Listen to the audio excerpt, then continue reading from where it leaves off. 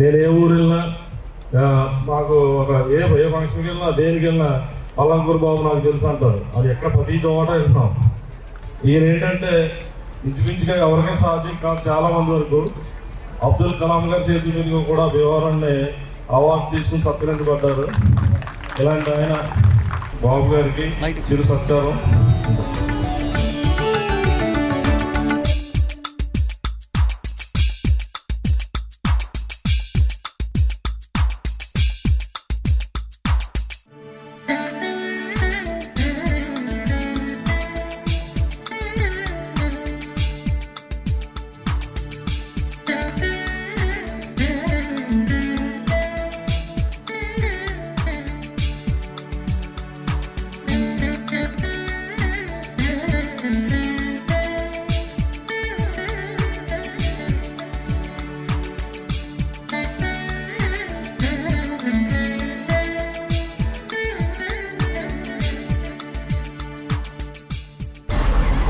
అలాగే తెలుగుదేశం పార్టీ నాయకులు శ్రీ మంతెన సూర్యభాస్కర రాజు గారు వారు చేసిన సమాజానికి చేసిన సేవలు అనితర సాధ్యం.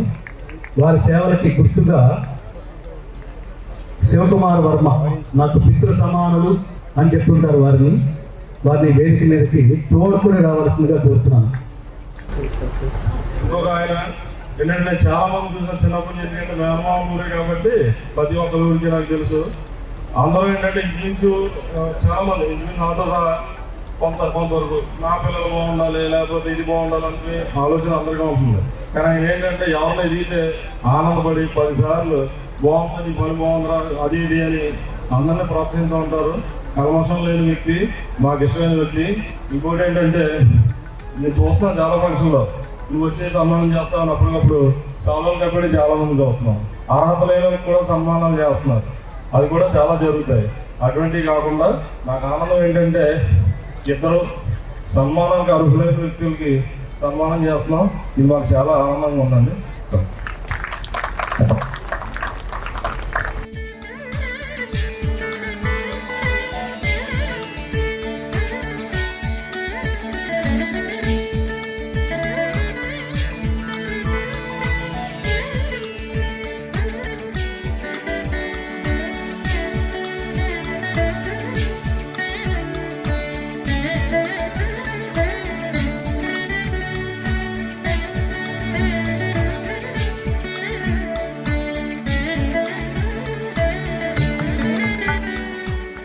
భారతదేశంలో అయోధ్యలో రామాలయ నిర్మాణ నేపథ్యంలో ఈ ఇద్దరు మహాత్ములకి ఇస్తున్న మెమెంటో సీతారామచంద్రుడు, ఆంజనేయ సహిత సీతారామచంద్రుడు వీరికి మొమెంటోగా అందించడానికి కూడా ఆయన శివకుమార్ వర్మ సందర్భ శక్తికి ఆయనకున్న దైవభక్తి దేశభక్తికి నిదర్శనంగా భావిస్తూ చాలా సంతోషం స్వామి.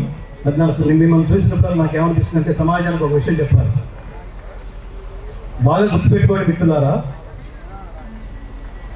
ఎవ్వరికీ ఉపయోగం లేకుండా ఒక జీవితం గడిపేయడం కంటే అలా గడిపేసిన వాడికి 50 ఏళ్ళు 60 ఏళ్ళు 70 ఏళ్ళు 80 ఏళ్ళు వచ్చినా అసలు మన శాస్త్రాలు పరిగణించవు. జ్ఞాన వృద్ధుడే వృద్ధుడు తప్ప వయోవృద్ధుడు వృద్ధుడు కాదు. నేను వయసులో చాలా పెద్దవాడిని, నన్ను మీరు గౌరవించాలి అంటే మీరు గౌరవించాల్సిన అవసరం లేదు. అతను ప్రపంచానికి ఏం చేశాడు, అతను ఉన్న కాలంలో ఏ సేవలు అందించాడు, ఉన్న కాలంలో అతను పరమాత్మ ఇచ్చిన శక్తుల్ని ప్రపంచానికి ఏ విధంగా పంచిపెట్టాడు, ఇది మాత్రమే శాస్త్ర సమ్మతం. కాబట్టి ఈ మహాత్ముడు జ్ఞానవంతుడిగా మన జ్ఞానాధికుడిగా పరిగణించి వారు చేసిన సేవల కిందాక శివకుమార్ వర్మ చాలా గొప్ప మాట అన్నాడు. అతను గ్లామరే, అతనికి పబ్లిసిటీనే కావాలనుకుంటే ఆయన పిలిస్తే ఏ సినిమా ఆర్టిస్ట్ అయినా ఇవాళ రాగలరు. పక్క ఊళ్ళో జనాలు కూడా వస్తారు. దేనికది? దాని నుంచి ప్రపంచానికి అందించవలసిన సందేశం ఏముంటుంది? కాబట్టి అది బాగా ఆలోచించి తన ఆత్మీయులైన వాళ్ళని కాకుండా ఇతరులకు సేవలు అందించిన ఎవరి నుంచి అయితే తను స్ఫూర్తి పొందాడో వాళ్ళకి కృతజ్ఞతగా వాళ్ళ పాదాల దగ్గర నిలబడి వాళ్ళకి కృతజ్ఞతగా ఇవాళ ఈ సన్మాన కార్యక్రమం ఏర్పాటు చేయడం అనేది కూడా రాబోయే తరాలకి ఇలాంటి కార్యక్రమాలు ఏర్పాటు చేసే వాళ్ళకి కార్యక్రమం ఏర్పాటు చేయడం అంటే ఇది ఏ కార్యక్రమాన్నైనా ఈ రూపంలో దాన్ని ప్రపంచానికి ప్రదర్శించవచ్చు. జస్ట్ పుట్టినరోజు అంటే కేక్ కటింగ్తో అయిపోవాల్సిన అవసరం లేదు. ఇలా పెద్దవాళ్ళని కూడా కృతజ్ఞత రూపంలో గుర్తు చేసుకోవడమే మన సంప్రదాయం అని ఈ రూపంలో ఇవాళ ప్రకటించిన శివకుమార్ వర్మకి ఒకసారి చప్పట్లతో అభినందిద్దాం, ఆశీర్వదిద్దాం.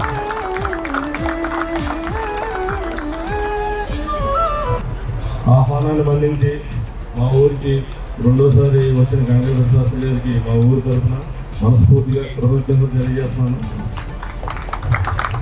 ముఖ్యంగా ఏంటంటే మాకున్న టెన్షన్స్కి ఎప్పుడైనా కొంచెం అనుకోని టెన్షన్స్ ఉన్నప్పుడు మీరు మన 2019లో వచ్చిన ప్రోగ్రామ్ చేశారు.